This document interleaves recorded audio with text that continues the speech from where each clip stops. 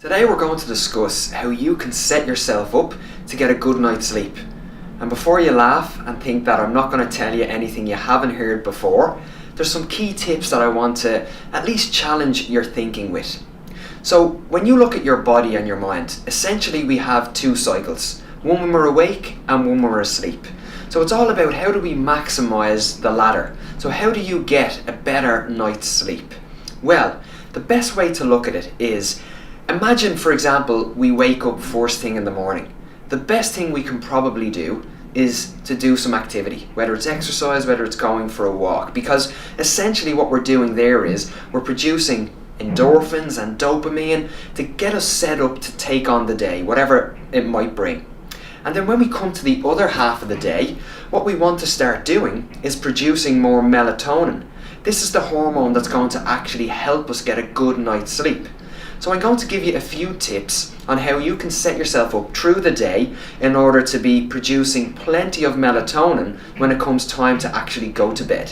To ensure you get a night's sleep of good quality restorative sleep, here are a couple of simple things that you can do. The first one would be ensure that you keep your room technology free, because we do know that blue light actually suppresses the production of melatonin, which is actually going to, I suppose, work against our natural cycle of late in the evening wanting to go to bed. Another key tip would be to keep your room cool and also keep it dark. If that means that you have to wear something like an eye mask, I would highly recommend this, just to ensure that, again, you're not getting distracted by any lights within the room. Another good tip to take on board is to make sure that rather than looking at television right before you go to bed, why don't you read a book? So you've got no blue light impacting your melatonin production there, and you're actually relaxing the body as a consequence. Also, what I would highly recommend is that you need to have a cut-off point in terms of your work emails. And you may laugh again, okay? But it's very, very important that you give yourself at least 60 minutes where you totally cut off from that stimulation. And in saying that, say for example you are quite close to bedtime and you decide, okay, I'm going to bed at maybe 10 o'clock and it's 9:30. I'm going to jump up and I'm going to get all my stuff ready for the next day. I actually encourage you not to do that. The reason is you start to maybe iron your suit for the next day, get your bag ready for the next day, and straight away your mind and your body is being transported to the next day in work. This alone can stimulate your mind and body and impact the body's ability then to fall into that third sleep cycle, which is where we get all the restorative sleep.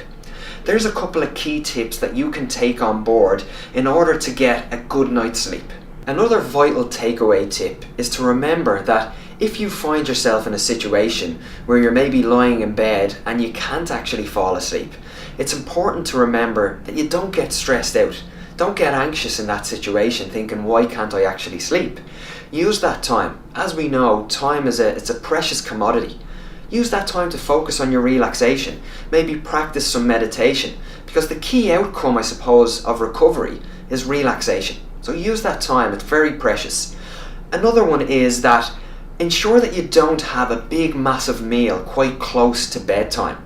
So if you're looking at going to bed at 10 o'clock, maybe have your main meal at around 7:30, because you want to quieten down that digestive process before you go to bed. Again, it all adds up to a good quality night's sleep.